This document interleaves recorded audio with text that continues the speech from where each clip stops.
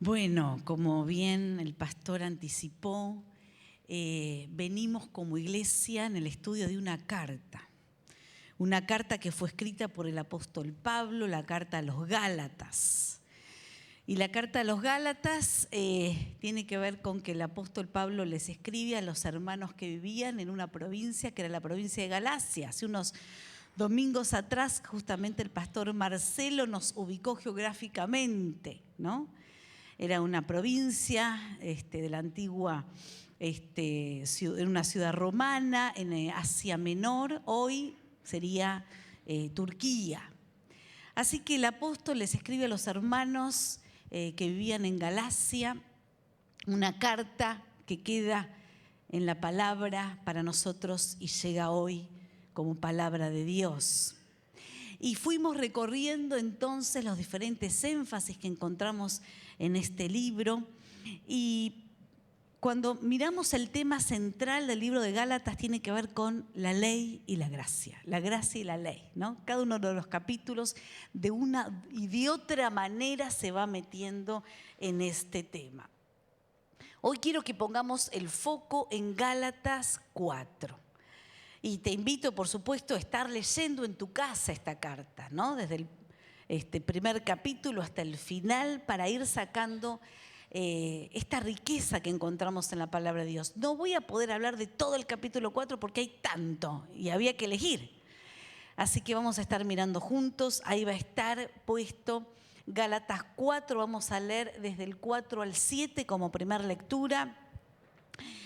Voy a estar leyendo la versión NTV, Nueva Traducción Viviente, así que Gálatas 4, a partir del versículo 4. Dice, sin embargo, cuando se cumplió el tiempo establecido, Dios envió a su Hijo, nacido de una mujer y sujeto a la ley. Dios lo envió para que comprara la libertad de los que éramos esclavos de la ley, a fin de poder adoptarnos como sus propios hijos. Y debido a que somos sus hijos, Dios envió al Espíritu de su Hijo a nuestro corazón, el cual nos impulsa a exclamar, Abba, Padre. Ahora ya no eres un esclavo, sino un hijo de Dios. Y como eres su hijo, Dios te ha hecho su heredero.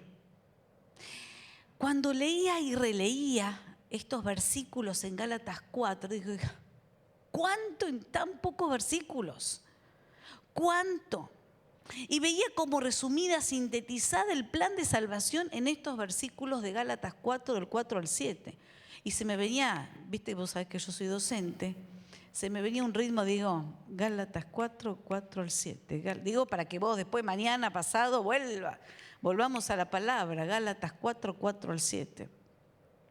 Así que sintetizado ahí el plan de salvación. ¿Cuándo se cumplió el tiempo? Richard, que siga el texto posteado porque vamos a estar mirándolo. ¿Cuándo se cumplió el tiempo? No fue antes, no fue después. Hay un tiempo, hay un kairos, hay un tiempo especial de Dios. Cuando se cumplió el tiempo, Dios envió a Jesús. ¿Para qué? Para que comprara nuestra libertad. Dios envió a Jesús para que comprara nuestra libertad. ¿Por qué? Porque éramos esclavos de la ley. La ley fue dada por Dios y de alguna manera era el parámetro de lo que sí está bien y lo que está mal. Nos daba ese lineamiento, nos daba esa norma. Pero lo que nos muestra la ley es nuestra imposibilidad de cumplirla. Entonces se hace evidente que como no podemos llegar a esa meta, somos pecadores, somos necesitados, no podemos. En la antigüedad, el pecado, ¿no?, se pagaba con la muerte de un cordero. El pueblo de Israel debía hacer un sacrificio por su pecado. Como no llegaba a cumplir las leyes, los mandamientos de Dios, debían sacrificar un animal, porque la paga del pecado, el precio del pecado es la muerte. Y entonces tenían que sacrificar un cordero y el derramamiento de su sangre, y ahí recibían el perdón, porque también la Biblia dice que sin derramamiento de sangre no hay perdón de pecados. Esto tenía que ver con la antigüedad, esto tenía que ver con el tiempo de la ley. Pero Dios, dice el texto, muestra su gran amor en que nos ofrece salvación y perdón por medio del sacrificio de Jesús. Y ahí se cumplen las palabras de Juan el Bautista, cuando Jesús empieza su ministerio, se acerca al río Jordán y Juan el Bautista dice: este es el Cordero de Dios. Acá viene, acá se aproxima, este es el Cordero de Dios que quita el pecado del mundo. Y la muerte de Jesús fue una vez y para siempre. No hace falta corderos, corderitos, más sangre derramada. Ya no. Eso pertenece a la ley, eso pertenece al pasado, es el antiguo pacto, es otro momento, tenemos un nuevo tiempo. La muerte de Jesús fue una vez y para siempre. El derramamiento, la entrega de su vida fue ese regalo de Dios. Él compra nuestra libertad. Jesús compra nuestra libertad. Él carga con el castigo impuesto por la ley, da su vida, derrama su sangre. Y podemos vivir en esa gracia y en ese perdón inmerecido. Pero solamente es el perdón, que es un montón. Pero es el perdón nada más, hay más. Y el texto nos sigue diciendo en Gálatas a partir del versículo 4, hay más. No solo da la vida de su Hijo para comprar nuestra libertad, para que ya no seamos esclavos de la ley y del pecado, sino que nos adopta como sus propios hijos. Y yo cuando leí esto digo, yo me adoptaría. Yo adoptaría a mis hermanitos de la iglesia. ¿Vos adoptarías a 5 de los que están acá? 2 de arriba y 3 de abajo. Pero no te digo del que está al lado, No, ese es fácil. Esto, ¿no? No. Ahí al revoleo, de atrás, de adelante, de arriba, de abajo. ¡Qué amor! ¡Qué amor! Dios nos adopta como sus propios hijos. Y sabemos que no lo merecemos. Y sabemos que es mucho. Y sabemos que es grande ese amor. Dios nos adopta. Y dice que no solo eso, sino que envía su Espíritu a nuestro corazón para exclamar: Abba, Padre. Envía su Espíritu para que aprendamos a llamar Padre a Dios. Se habla que este es un tiempo de mucha orfandad. Es un tiempo que muchas vidas están en soledad, necesitadas del abrazo, necesitadas de contención. Y Dios no es ese Dios o esos dioses que vos escuchaste en la antigüedad, que subjugaban a las personas. Es un Dios que quiere ser llamado Padre, Papá, cercano. Y que quiere enseñarnos a que cuando nos relacionamos con Él, no nos relacionemos como un Dios grande que está lejos. No. Un Dios que se hizo cercano. Por eso quiere ser Padre, quiere ser nuestro Padre. Entonces sigue diciendo Gálatas, entonces ahora ya no somos esclavos, somos hijos. Y por ser hijos somos herederos. Por eso te decía, ¿cuánto? En estos pocos textos, ¿cuánto del Señor? ¿Cuánto de su palabra? Jesús da su vida, el Cordero de Dios que quita el pecado del mundo. ¿Has tenido un encuentro con este Jesús? ¿Lo has recibido en tu vida? Porque todos somos criaturas, pero hijos son los que han aceptado este amor incondicional del Padre. Hijos no son todos. Son aquellos que nos hemos acercado y hemos recibido el amor incondicional del Padre a través del sacrificio de Jesús. Esos somos hijos. ¿Sos hijo? ¿Sos hija? Porque yo quiero que hoy puedas irte con esta certeza, con esta seguridad. Quiero que bajes tu rostro unos minutos. Quiero pedirte que tengas un momento de oración Y si ya sos un hijo o una hija de Dios, quiero que te tomes estos minutos para decir gracias. Gracias. Porque lo que hemos recibido es grande, es muy grande. No solo hemos sido libertados, cortamos con la esclavitud de la ley del pecado, sino que nos adopta, nos recibe en su familia. Cuando nos acercamos a Dios ya nunca más vamos a estar solos, somos parte de la familia. Y papá es Dios, Dios es Padre, es nuestro Padre, es mucho y vamos a agradecer. Pero si estás acá y todavía no has tenido un encuentro con Jesús, yo voy a hacer una simple oración y yo quiero que vos la repitas conmigo, en voz baja. Repetí conmigo si todavía no sos hijo. Querido Dios, yo recibo este gran amor. Entendí que Jesús dio su vida por mí. Quiero que vengas a vivir a mi vida, que perdones mis pecados. Quiero ser un hijo, quiero ser una hija. Quiero llamarte Abba Padre. En el nombre de Jesús. Amén. Quiero que continuemos con esta palabra que el Señor nos ha traído hoy en Gálatas 4. Una vez que el apóstol les explica esto a estos hermanos y les cuenta esta maravilla, llega el momento de llamarles la atención. Viene el momento de interpelarlos, ¿no? El pastor Matías nos decía, ¿no? Hay momentos en esta carta, ¿no?, que el apóstol es como que se enoja, dice, a ver, no están entendiendo, ¿qué les está pasando? Bueno, acá viene otro momento, ¿no?, que el apóstol los interpela. Y entonces vamos a leer a partir del versículo 8 de Gálatas 4. A partir del versículo 8 nos dirá, antes de conocer a Dios, ustedes los gentiles eran esclavos de los llamados dioses que ni siquiera existen.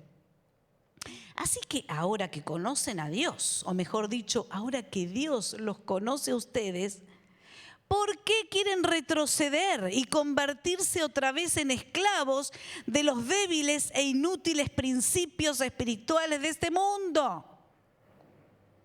Se enojó, ¿no? El apóstol se enoja. ¿Por qué quieren retroceder? ¿Por qué ahora que son hijos quieren volver a ser esclavos? ¿Esclavos de la ley? En vez de vivir en la gracia del perdón, ahora de vuelta el esfuerzo por cumplir, si no pueden cumplir solos, si no llegan. ¿Esclavos de los antiguos dioses? ¿Por qué quieren retroceder? Si son libres, ¿por qué quieren esclavizarse? Y cuando estaba preparando el mensaje y pensaba en libres, pensaba en esclavos, pensaba libres, me fui al pueblo de Israel. Mi mente se fue al pueblo de Israel. Y me acordé del tiempo que vivieron como esclavos en Egipto. Fueron más de 200 años que estuvieron esclavizados en Egipto. Y cuando uno recorre especialmente los primeros capítulos de Éxodo, Éxodo menciona estas palabras que hablan del tiempo de esclavitud del pueblo. Dice que les pusieron capataces despiadados, que tenían que hacer trabajos forzados, que los hacían trabajar sin compasión. Dice que les amargaban la vida forzándoles para hacer fabricar mezcla, para hacer ladrillos y todo tipo de trabajos del campo. Que eran crueles en todas sus exigencias. El pueblo esclavo en Egipto. Esto es la lectura, esto es la narración, esta es la situación que estaban viviendo por muchos, por cientos de años. Y en el tiempo que nace Moisés, qué horror, un edicto del faraón, matar a los varones que nacían para que el pueblo no se multiplicara. ¿Sabes qué era eso? ¿Sabes en qué consistía eso? Eso era un soldado que entraba a las casas, le arrebataba el bebé a las madres y lo tiraba al Nilo. En eso consistía. En eso consistía. El pueblo no puede más y clama a Dios. Era demasiado lo que estaban viviendo. Claman a Dios y el Señor escucha a su pueblo. Y envía al libertador, envía a Moisés Y hay tanto milagro, tanta maravilla de todo lo que sucede, y el pueblo saca en libertad a su pueblo de la esclavitud en Egipto. Y tenían que pasar por el desierto. El desierto era un camino, era un paso para la tierra prometida. El tiempo de esclavitud que vivieron fueron años de opresión, de malos tratos, de muerte, de miedo constante, de hostilidad atroz. Sin embargo, cuando están en el desierto, en ese rumbo hacia la tierra prometida, cuando están libres, empiezan a extrañar cosas que tenían que ver con Egipto. Y una de las tantas cosas, dicen, en Egipto teníamos puerros, cebollas, ajo, ¿no? Empiezan a extrañar. No fue una vez, no fueron 2 veces, muchas las quejas, los reclamos. ¿De verdad extrañar Egipto? ¿De verdad extrañar Egipto? ¿De verdad extrañar la falta de paz, el trato hostil, la muerte constante? ¿De verdad extrañar Egipto? Muchos fueron los que salieron de Egipto, pero algunos nunca llegaron a la tierra prometida. Muchos salieron, pero fueron muy pocos los que llegaron a la tierra prometida. Los rebeldes y los incrédulos nunca llegaron. Los cuerpos de los rebeldes quedaron en el desierto. Los cuerpos de los incrédulos quedaron en la arena del camino. La generación de los incrédulos y de los rebeldes quedó en el desierto. Los hijos morían a causa de sus padres. De los pecados de rebeldía y de incredulidad también mataba a los hijos. El pecado de rebeldía y de incredulidad también mataba a los hijos. Y entendí que se puede morir en el camino. Se puede morir en el camino. Fueron muchos los que salieron de Egipto, pero el tema es que Egipto no salió de ellos. Y cuando tuvieron esa libertad, como su corazón no salió de Egipto, dijeron, juntemos oro, y rápido levantaron algo para adorar, ¿de verdad? Y después empezaron a tener prácticas que tenían que ver con las naciones vecinas. Y pensé en el Egipto hoy, en nuestro Egipto que nos circunda, la cultura, las tradiciones de estos tiempos, las modas, el consumo, las prácticas, el lenguaje, la música, la literatura, los viejos hábitos. ¿Han salido de nuestro corazón o Egipto y sus costumbres se nos ha pegado y sigue adentro? Quizás nos hemos mimetizado con Egipto y empezamos a ser tan iguales a los que están viviendo hoy. Jesús dijo, ustedes están en este mundo, pero ustedes no son. Ustedes no son de este mundo. No debemos ser de este mundo. Y entendí que uno puede ser un esclavo fuera de Egipto. Se puede vivir en esclavitud fuera de Egipto. Te repito, podemos ser esclavos fuera de Egipto. Leemos en los evangelios, en Juan 8, versículo 31 y 32, Jesús le dijo a la gente que creyó en Él, ustedes son verdaderamente mis discípulos si se mantienen fieles a mis enseñanzas y conocerán la verdad y la verdad los hará libres. Jesús le dijo a la gente que creyó en Él, ustedes son verdaderamente mis discípulos si se mantienen fieles a mis enseñanzas y conocerán la verdad y los harán libres.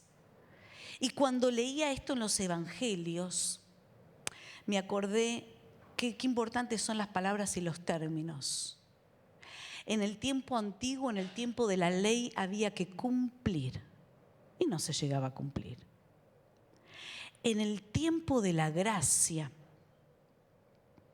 que no quiere decir que la gracia es, dale que va, vivamos como querramos, hagamos lo que se nos antoje. No, porque Jesús dice, son mis discípulos los que se mantienen fieles a mis enseñanzas. ¿Sabes qué pasa con la gracia? Es que es la ley del amor. Y uno obedece porque ama, no porque tengo que cumplir. No porque no. La obediencia nace de un corazón que decidió amar al Señor con toda su alma, con todas sus fuerzas. El que ama, obedece. El que ama, obedece. Entonces no entendamos mal la gracia del Señor, el regalo inmerecido. No es vivir como se nos da la gana. Es responder al amor tan grande, tan maravilloso, respondiendo en obediencia, agradando, siguiendo su consejo. Por eso nos sigue diciendo Juan 8, les digo la verdad, todo el que comete pecado es esclavo del pecado. Un esclavo no es un miembro permanente de la familia, pero un hijo sí toma parte de la familia para siempre. Así que, si el Hijo los hace libres, ustedes son verdaderamente libres. Si el Hijo los hace libres, serán verdaderamente libres. Les pido a los músicos que puedan ir pasando. El Evangelio de Lucas, en el capítulo 4, dice que Jesús llega a Nazaret. Llega a la aldea donde se había criado. Y dice que cuando llega a Nazaret va a la sinagoga. En la sinagoga se sienta adelante y le dan un rollo. En ese tiempo los libros del Antiguo Testamento estaban en rollos. Y cuando le dan el rollo es el rollo del profeta Isaías, que Jesús se para, desenrolla y lee. Y lee lo que te voy a leer y que también está siendo proyectado. Lee Jesús una palabra profética que se iba a cumplir. Dice, el Espíritu del Señor está sobre mí porque me ha ungido para llevar la buena noticia a los pobres. Me ha enviado a proclamar que los cautivos serán liberados, que los ciegos verán, que los oprimidos serán puestos en libertad y que ha llegado el tiempo del favor del Señor. Jesús está en Nazaret, está en la sinagoga y lee, y lee. Y cuando termina, se sienta y dice, esta escritura que acaban de oír se ha cumplido este mismo día. Y como es palabra de Dios, yo entiendo que esta escritura que volvemos a leer, porque es palabra de Dios, hoy se vuelve a cumplir. Y la idea es invitarte a pensar qué cadenas todavía atan tu vida, qué principios, qué leyes, qué maneras de Egipto se te han pegado, de qué esclavitud tenés que liberarte. Esta semana, mientras seguía repasando el mensaje, seguía estudiando, el Señor me dijo, tenés que ser libre vos también. Sí, Señor. ¿Por dónde? ¿Dónde? Dale. Sí. Y me mostró. Yo también.